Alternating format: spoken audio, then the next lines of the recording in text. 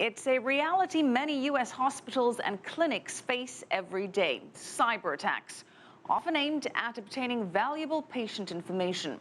Medical providers say that those threats have increased significantly in the past few years, and they are busier than ever trying to ward off hackers.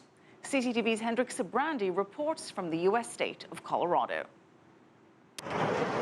On February 5th in California, hackers seized control of the computer systems at Hollywood Presbyterian Medical Center. The hospital regained control of its data by paying ransom, $17,000 US in Bitcoins, 2 weeks later. I think for healthcare, it was a bit of a watershed moment. Howard Hale works for SCL Health System. It was so public, and it was something that got so much press. Not that Hale, who's in charge of information security at this healthcare organization, wasn't painfully aware of the cyber threats that SCL detects more and more these days. It's been very busy and accelerating, from scanning for vulnerabilities to malware attacks to very targeted attacks against our executives. It's a major concern in the medical field, which has long been behind other fields in terms of technology. Now, as more and more patient information is shared on the internet, securing that data is proving more difficult than ever. It's the most sought after information on the black market.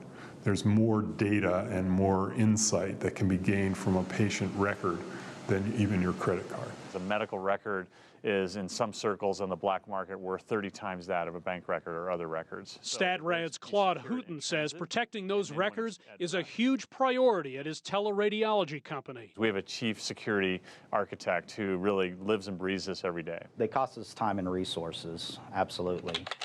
Hale says whether it's a nation state or a cyber criminal group, bad actors on the internet always seem a step ahead of medical providers. It is not getting any easier by any stretch. SCL has built programs to meet threats. It constantly adjusts its tactics. It tries to respond to threat alerts quickly. It's really velocity. Velocity from the time of detection to the time of containment and eradication. The experts we spoke with believe medical cybersecurity can be achieved eventually. I think it's something that can be done. I think it's solvable. I am optimistic.